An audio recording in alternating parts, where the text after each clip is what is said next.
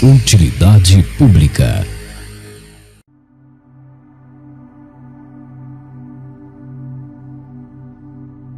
Você acorda todo dia com uma promessa nas costas.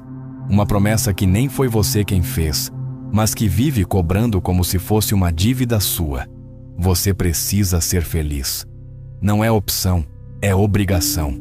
Se não está feliz, tem algo errado com você.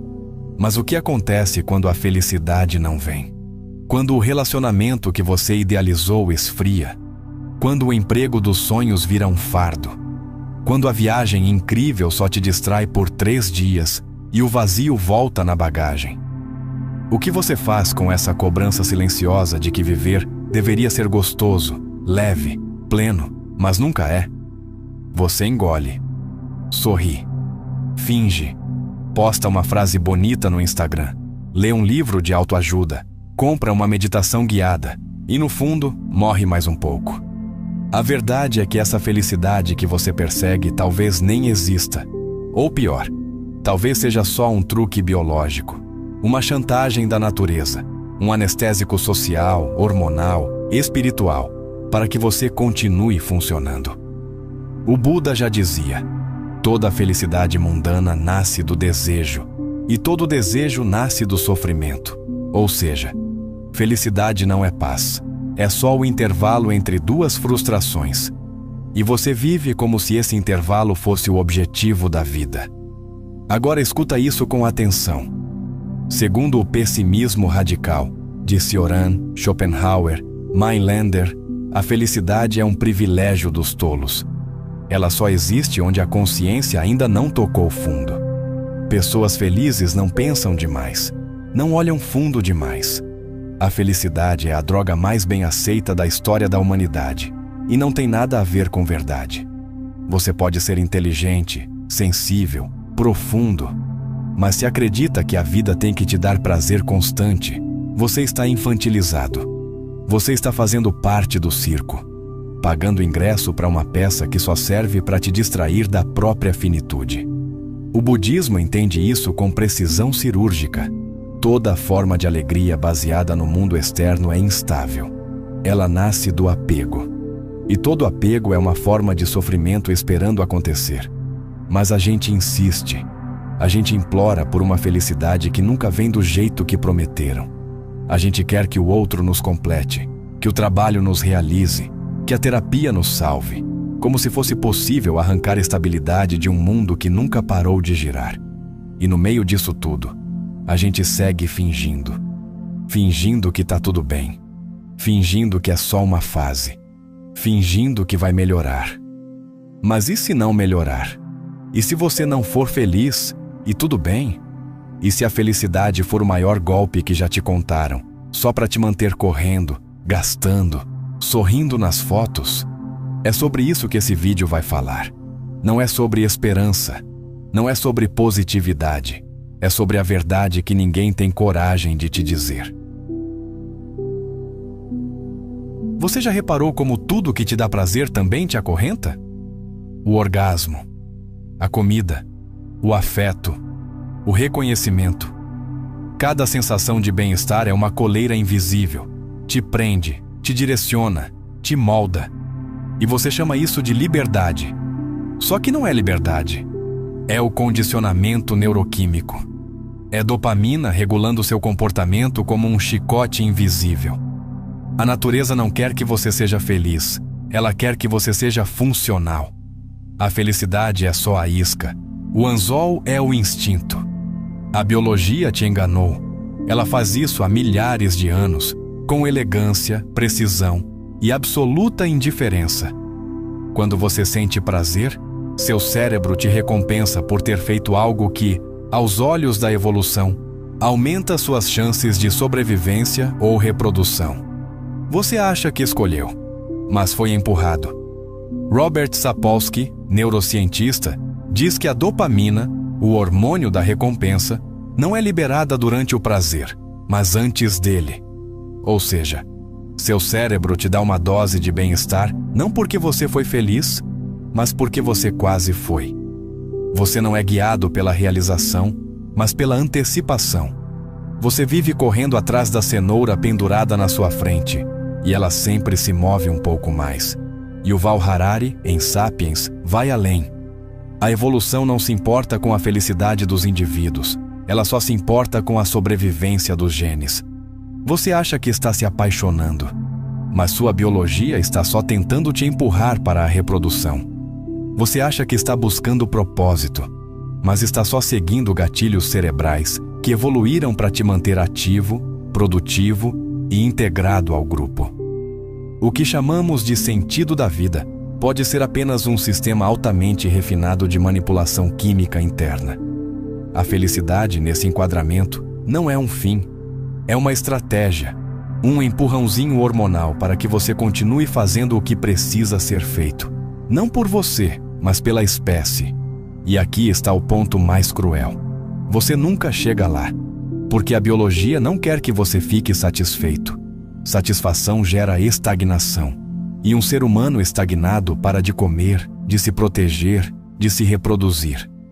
Então o cérebro se adapta. O que te dava prazer ontem, hoje é normal. Chama-se adaptação hedônica. Você se acostuma com tudo, com o bom e com o ruim. E isso te condena a querer sempre mais, e nunca o suficiente. Você troca de celular, de parceiro, de cidade, de carreira, e no começo tudo parece excitante. Depois esfria, mais uma dose, mais uma viagem, mais uma compra. E a mesma sensação. Não era isso. Não importa o que você alcance. Em pouco tempo, aquilo vira pano de fundo. E você volta a sentir o mesmo vazio de antes, agora mais frustrado, mais consciente, mais cansado. Você acha que é livre, mas está sendo regulado por um circuito primitivo, desenhado há milhares de anos para manter um macaco ansioso vivo no meio da selva. Seu cérebro não evoluiu para te dar paz. Ele evoluiu para te manter ativo, alerta, insatisfeito e, por isso, em movimento. A felicidade que te prometeram talvez nunca tenha sido feita para durar, porque ela não é um destino, é um sistema de empurrão, um tapa nas costas bioquímico para você seguir funcionando. A verdade, então, é simples e brutal. A felicidade é só o cheiro da comida, nunca o prato. Você corre atrás dela como um cachorro atrás do próprio rabo, sem saber que na corrida é exatamente isso que te mantém vivo e preso.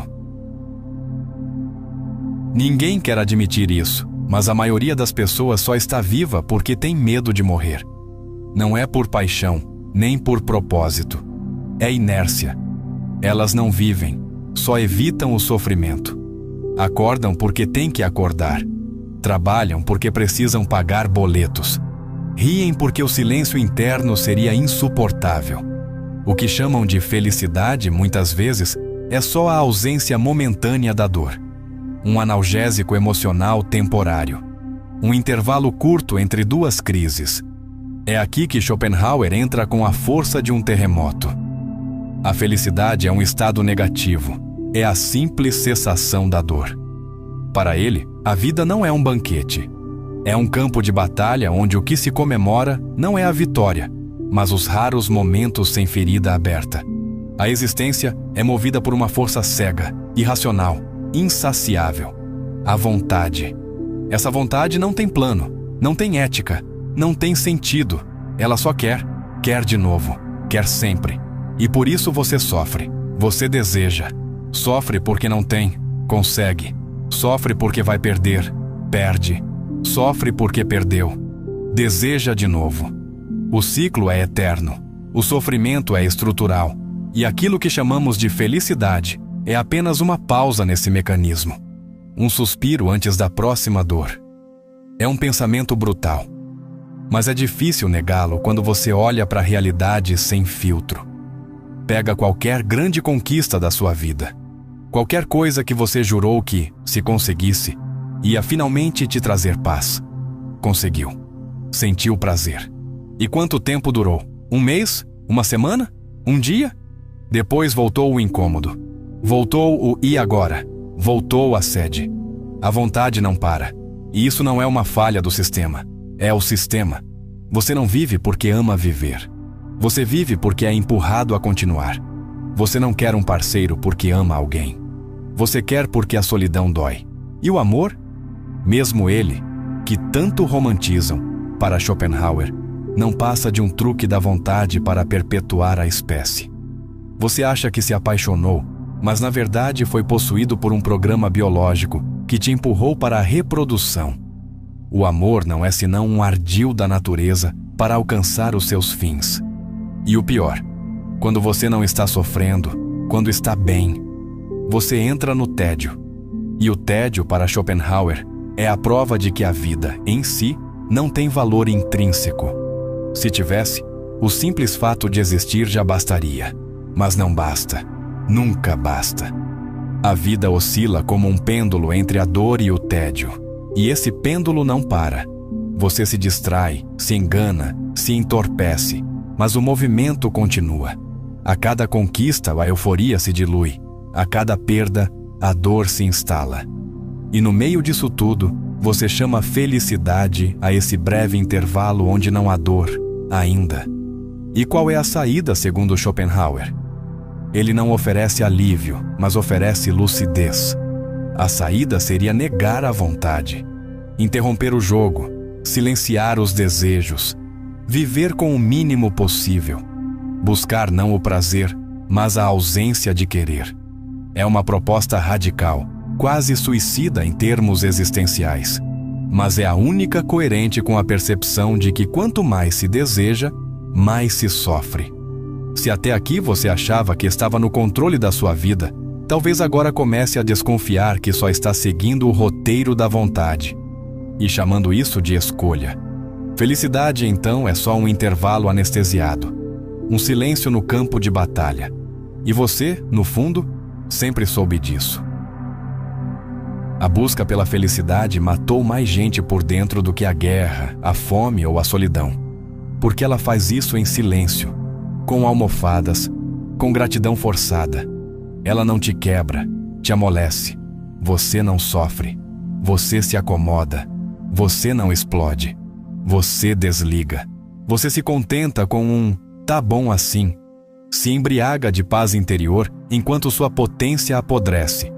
Felicidade, nesse sentido, é covardia disfarçada de conquista. Nietzsche sabia disso. E por isso cuspia na cara dessa ideia domesticada de bem-estar.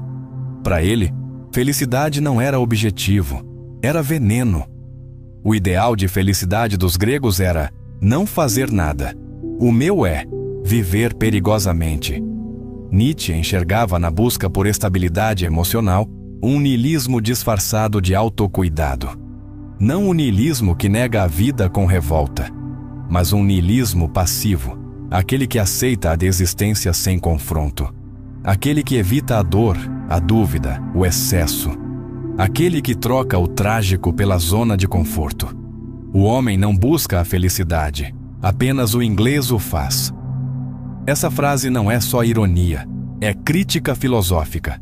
Nietzsche vê na felicidade do mundo moderno um sinal de fraqueza espiritual. Uma forma de sedar o caos interno com pequenas doses de entretenimento, prazer ou rotina previsível. Enquanto isso, o que ele propõe é escândalo puro, afirmação da vida com tudo o que ela tem de horrível. Dor, fracasso, perda, confusão, tragédia, tudo isso é matéria-prima para o espírito forte. A grandeza não está na paz, está na vertigem, na superação de si, na criação de sentido diante do caos, não na fuga dele. Torna-te quem tu és. Essa frase é uma bomba, porque ela não diz encontre a si mesmo, diz construa-se como obra de arte. E isso exige ruptura, conflito, dor real. Não há felicidade no processo, mas há potência. Nietzsche chama essa força de vontade de potência. É a energia que leva alguém a ultrapassar seus limites, não para agradar ninguém nem para ganhar um prêmio, mas para provar a si mesmo que pode ser mais. Essa vontade não busca conforto, ela busca intensidade. E nesse contexto, felicidade é um ruído, um obstáculo, uma distração. O que Nietzsche denuncia é um mundo onde todos querem se sentir bem, mas quase ninguém quer ser grande. Todo mundo quer saúde mental, mas poucos têm coragem de encarar a verdade. Todo mundo quer se proteger, mas ninguém quer arriscar. E quando você troca o risco pela estabilidade, o desafio pelo equilíbrio, o caos pela ordem artificial, você pode até parecer funcional, mas morre por dentro, devagar e educadamente. É por isso que ele chama o homem moderno de último homem, aquele que abandonou o trágico, a luta, a transcendência, e em troca ganhou conforto, segurança e uma existência sem sentido. Eles deixaram as regiões onde era duro viver, pois se precisa de calor. A alternativa de Nietzsche não é felicidade, é alegria trágica, é a euforia que vem não da paz, mas da superação do abismo. Não é ausência de dor, é dança com ela. É o riso no meio da catástrofe, o sim à existência inteira, inclusive a parte insuportável. Ele não quer que você se acalme, quer que você incendeie tudo. Se você ainda busca a felicidade como conforto, paz ou contentamento, você está, nas palavras de Nietzsche, desistindo da sua própria grandeza. E pior, chamando essa desistência de equilíbrio. Já percebeu que as pessoas mais lúcidas do mundo raramente são felizes? E que os mais felizes, muitas vezes parecem meio alienados? Talvez isso não seja coincidência. Talvez a felicidade exija ignorância. Talvez pensar demais, sentir demais, saber demais, seja incompatível com o contentamento. Cioran não só achava isso. Ele afirmava com todas as letras: ser feliz é não saber que se é prisioneiro. Para ele, a felicidade é uma ilusão confortável, como uma criança que dorme tranquila no banco de trás, sem saber que o carro está prestes a bater. Você precisa estar parcialmente cego para continuar sorrindo. Precisa ignorar a brevidade da vida, a irrelevância cósmica da existência, o fato de que tudo o que você ama vai acabar, incluindo você. A felicidade, portanto, não é um direito. É um estado anterior ao despertar. Cioran não é um pessimista qualquer. Ele é um pessimista cirúrgico. Não lamenta o sofrimento. Ele o radiografa. Não reclama da vida. Ele a desnuda. A lucidez que ele propõe não é bonita, não é vendável, mas é honesta. A ilusão da felicidade é o único consolo do homem que ainda não caiu no abismo. Ou seja, a pessoa feliz ainda está na superfície. Ainda acredita que existe alguma salvação. Ainda repete frases prontas. Ainda acha que dá para escapar da condição humana com alguma fórmula. Mas aquele que vê o abismo e não desvia o olhar, sabe que não há para onde correr. Esse tipo de pensamento assusta, e deveria assustar, porque ele não vem com promessas, não vem com vai passar. Cioran nos lembra que a existência em si é o trauma original. Nascer já é a primeira violência. Viver é uma sucessão de microdecepções. E a felicidade, nesse contexto, só pode ser um delírio coletivo cuidadosamente cultivado. Só os superficiais escapam à náusea. A náusea existencial, a repulsa pela repetição dos dias, o cansaço ontológico, tudo isso é sintoma de lucidez, de estar acordado num mundo que adormece a cada nova distração. E quanto mais você pensa, menos espaço sobra para o contentamento. A alegria vira cinismo, o otimismo, ironia, o amor, uma memória frágil prestes a apodrecer. Não é que a felicidade não exista, é que, para existir, ela exige um tipo de ignorância deliberada, um tipo de amnésia funcional. Você tem que fingir que não sabe. Você tem que esquecer, voluntariamente, que tudo é provisório, falho e destinado a desaparecer. A lucidez, portanto, não é uma bênção. É uma maldição nobre, um fardo que poucos carregam. Não te faz melhor, só te faz despertado.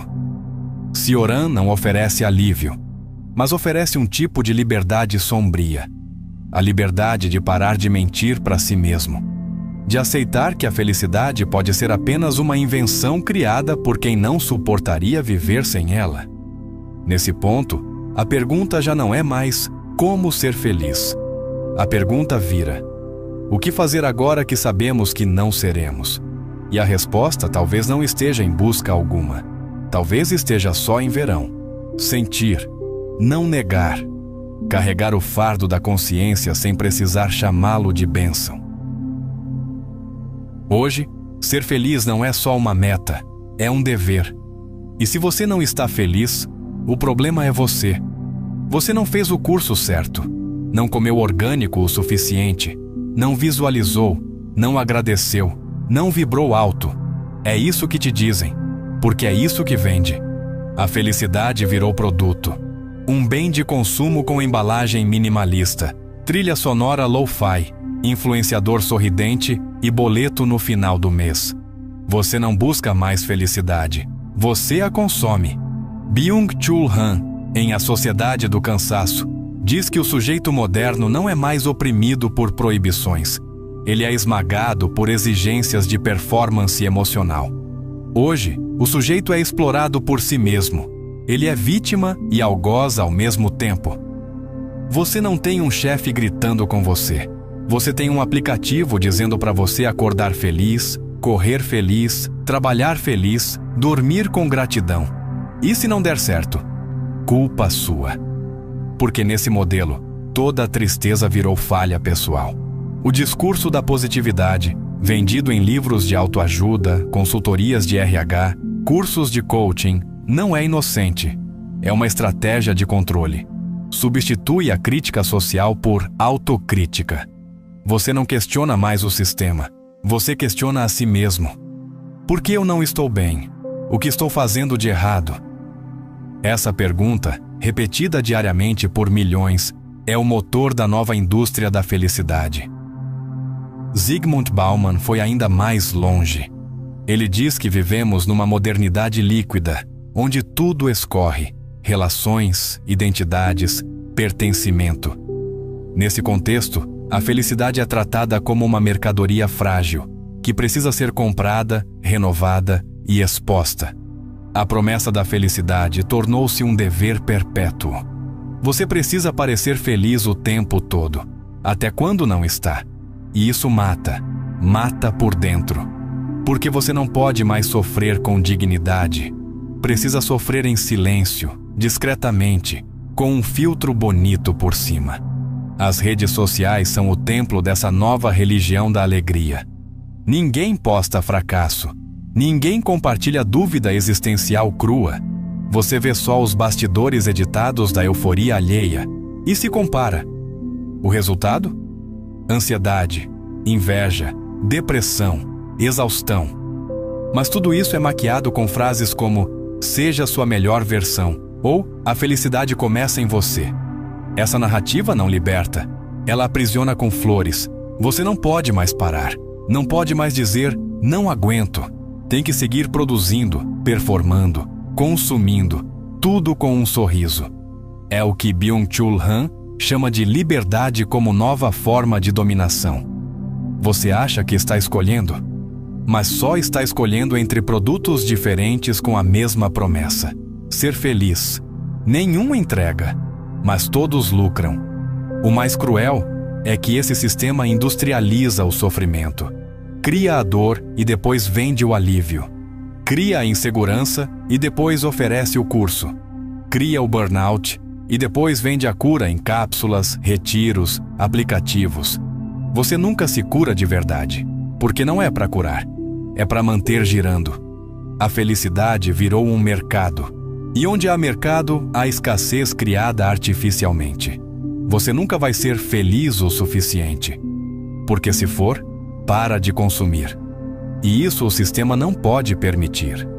Chegamos aqui então num ponto quase cínico da história humana. Você sofre, mas não pode dizer. Você não está bem, mas tem que sorrir. Você está cansado, mas precisa parecer grato. Porque agora, até a tristeza precisa ser produtiva. Fecha-se o ciclo. Biologia, filosofia, cultura, mercado, todos conspiram para vender a mesma mentira. Que ser feliz é possível, necessário, urgente e sua responsabilidade. E assim, te mantém preso, correndo atrás de uma sensação instável, frágil, manipulada e que talvez nunca tenha sido real. Se depois de tudo isso você ainda está procurando pela felicidade, talvez tenha entendido tudo ou nada. Talvez a felicidade não exista como te prometeram. Talvez ela seja só uma pausa entre duas angústias, um truque do cérebro, um produto cultural, uma ilusão coletiva. Mas isso não precisa ser uma tragédia. Pode ser libertação. Porque se a felicidade não for obrigatória, você pode finalmente parar de se culpar. Pode parar de correr. Pode olhar para a dor, não como falha, mas como parte. Pode se permitir ser lúcido, imperfeito, inquieto, humano. Você não precisa ser feliz o tempo todo. Você só precisa estar acordado, presente, vivo de verdade e não funcional. A maior revolução talvez seja essa: parar de buscar e começar a enxergar. A vida não precisa te fazer feliz, ela só precisa te atravessar. E se esse vídeo te atravessou, se ele te provocou, te desafiou ou até te incomodou de um jeito honesto, então já valeu. Porque você sentiu, você pensou, e só isso já te torna raro. Agora, se você quiser ir além, se quiser ajudar esse projeto a continuar fazendo esse tipo de conteúdo, sem filtro, sem superficialidade, sem enrolação, você pode se tornar membro do canal. Ser membro é mais do que apoiar, é fazer parte de algo. É mostrar que esse tipo de reflexão tem valor, que tem gente querendo verdade, não só distração. Os membros têm acesso a conteúdos exclusivos, bastidores, comentários destacados e, mais do que isso, são parte ativa de algo que não se rende à mediocridade. Você também pode usar o Super Thanks se quiser agradecer de forma direta. É um gesto pequeno, mas que ajuda imensamente. Mas deixa eu te dizer uma coisa de verdade, de coração. Se você só assistiu até aqui, já ajudou. Se você compartilha, comenta, pensa, sente, já está fazendo muito. Você já está permitindo que esse conteúdo exista. E só por isso, obrigado. Nos vemos no próximo mergulho. E até lá, não se cobre felicidade. Se cobre de lucidez. Ela pode doer, mas pelo menos não mente para você.